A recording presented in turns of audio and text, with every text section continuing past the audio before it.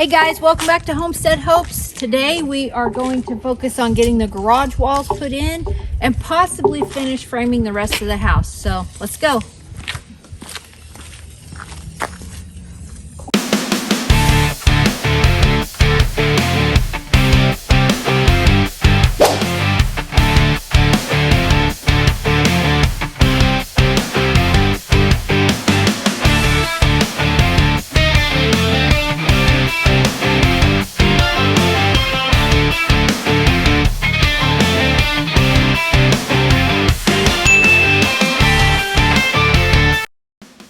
Hey guys, before we get to the video, we have some exciting news for Homestead Hopes. We have partnered with Fire Science Nutrition to bring you fire salts at 10% off discount. All you have to do is scan this QR code to save your 10% or just enter the words Mary Curry at checkout. Thanks for watching. Okay guys, so we have some wood laid out here. Austin has already came over here and ground down this floor to make it flat, and I think we're going to go ahead and start getting our tools out. We've got a few of them out over here, and we will go ahead and start framing up this wall out here. So guys, right here we decided to actually change gears. We didn't do that outer wall just yet. We thought it would be more important to do this garage door opening to the left of our screen. So here we are laying out our top and bottom plate. These are 20-footer boards. The opening to the garage is going to be 16 feet. So we had to take into consideration that big opening and span that's going to be there for a while until we get to the point where we're ready to add a garage door into the build. So you'll see us here laying out our top and bottom plate, laying out our studs. We've constructed a big, heavy header right there. And it's kind of getting drug all around because we're trying to get it into the perfect spot. And then I think Austin and I probably cut about, I don't know, 50 cripples. Not really, but it seemed like it. So here we are standing the wall, and we've got all kinds of help. All kinds of family and friends came out to help with this part. And we are so thankful for all of the help we have received during this build. It's been a true blessing to us. So now then, here we are constructing that wall that goes around the outside of the garage that faces the south. And it's going to tie into that new garage door we just put into place. This was an easy wall to build. It was just studs and a top and bottom plate. That takes way less time than if you were having to add in a window or a door. So we like those kinds of walls. And here we are getting ready to build another wall. So we decided to take a lunch break, and we are having a crawfish boil. There's all kinds of stuff in here. We've already gotten into it. If they eat the eye. Super good and yummy.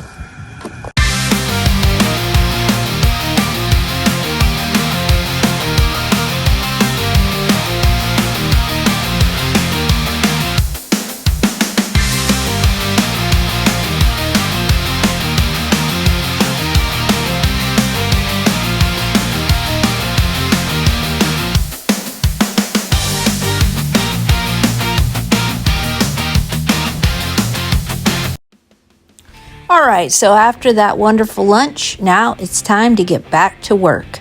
So let's get this last outer wall complete. It's another easy wall, which we love. Top and bottom plate, studs across the middle, easy peasy to build. So Austin and I are getting everything nailed in to where it goes, and we are going to get the top plate and the studs nailed together.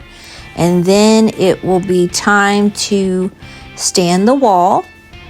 So here we are getting ready to do that. Let's go ahead and get it stood up and placed on those J-hooks that are sticking out of the cement. So we've already pre-drilled our holes. We know exactly where to put those walls on, and then Austin screws them down with the drill, and it is nice and sturdy because we have been having a ton of wind lately. All right, so today we're gonna build the wall between the bathroom, the laundry room, and the garage.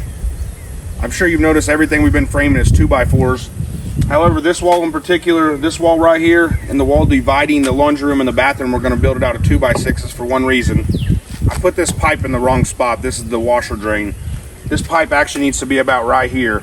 So I want to build this out of 2x6s. That way I have enough room to cut holes in the studs and bring this pipe at an angle through the wall right here. So I'm just going to do the half this wall probably until about this pipe in 2x4s. And from right there, I'll connect 2x6s in, run them all the way over to the kitchen wall. And then I'll also run the 2x6 wall all the way to the hallway on this side of the laundry room. Okay, so it's time to take some wood over to our cut station. Austin's going to cut the top and bottom plate, and then you will see that we are going to move it over into the garage where we get it set up for layout. Now this wall is going to be pretty simple. It's just a top and bottom plate with studs, and here in a moment you'll see that the wind blew our camera off of the foundation after about this part where we stand this wall and start fastening it in. There it goes. And then we got our camera recovered and we started bracing the wall to that outer wall. And now we are building the other wall that Austin was talking about that's going to have a 2x6 top and bottom plate. So here he is making those notches in the bottom plate, and that is going to be so it will fit around that pipe that was misplaced whenever we plumbed the foundation before we started building the walls. So we got that stood up and it looks great. All right, so we're gonna start building the laundry room wall that goes right here. I kind of messed up right here and I just built this wall not taking a measurement. And then I realized the transition between the 2x4 and the 2x6, it was gonna be messed up. So I've notched this out to where that's the same size as a 2x4 wall. And the 2x6 wall will start right here and come this way. So we're gonna build this wall dividing these two rooms right quick, and we'll come back when we're done. Okay guys, so the day before this was nice and sunny and warm, and then today, on this day, it turned super cold super fast. Not only did it turn super cold super fast, but we had 70-mile-per-hour winds that sustained all throughout Sunday and into Monday morning. So it was a race against time to get this wall built and tied into the one we had just put in behind those pipes. So we got it all together, got it braced up before the wind could take it down. Boy, what a mess. What's up guys, welcome back to Homestead Hopes. Now today we're going to be taking a little break from the build, and we're going to head over to the garden and do a little tidying up because we had a windstorm last Sunday and it just totally tore up our plastic tarp that we had laid down so we could get our garden ready for 2026. So we're gonna go ahead and get over there and do that. And it's time for us to move the chickens. They have kind of rooted down their spot to zero grass, so we're gonna move them into some fresh grass, take down some tarps that were torn up by the wind, and get their pen or run nice and clean too. So let's go. Okay guys, so here's what we're working with. This run is completely barren, no grass in it whatsoever. The chickens are basically pecking at dirt. And if you look back there, those tarps are all torn in half from the wind. We had 70-mile-per-hour winds last Sunday, and that went throughout the entire day up into the wee hours of Monday morning. So that did a number on the yard. The garden is torn up, the plastic in the garden anyways. So the girls and I are going to get in here and we are going to start cutting down some old stuff, get rid of it, put it in the garbage, and get them into some fresh, lush grass over here so that they can forage and make us more beautiful eggs.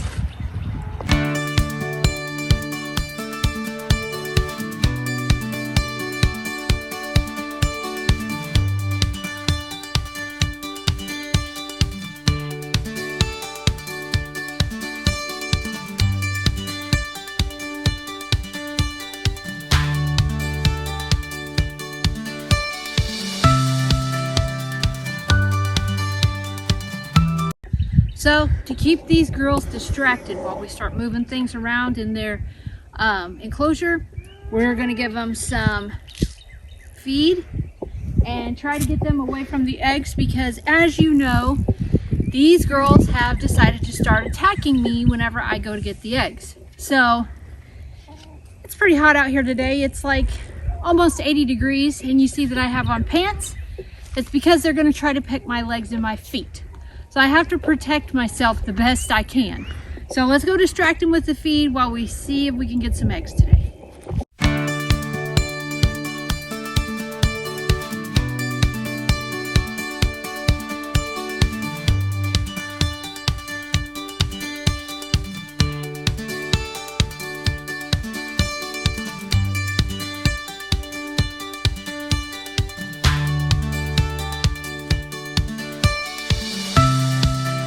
So today, guys, in total we got 23 eggs. I'm so excited to announce our first partnership ever with Homestead Hopes. And we have partnered with Fire Salt for today's video.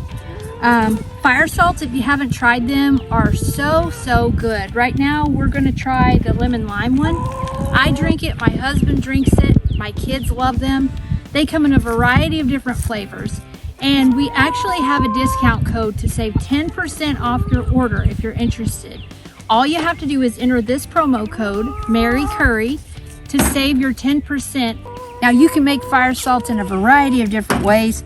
Sometimes if I'm on the go, I just take a packet with me and toss it into a full 16-ounce bottle of water. Or I get a nice cup of ice when I'm outside, put my water in,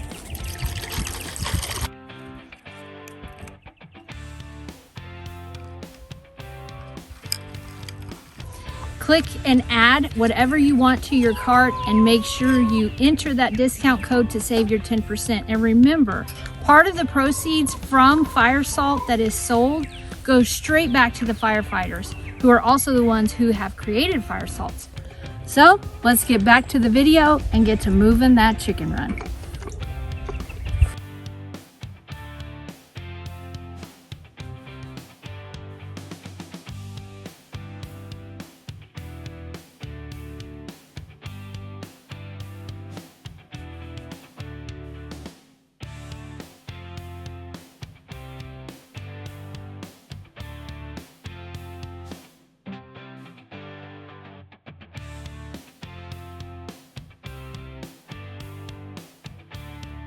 Okay guys, so we got the chicken run moved.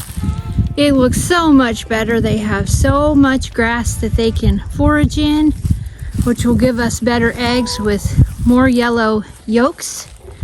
And they are so happy. They're actually being nice to me. They didn't attack me when I got out the eggs.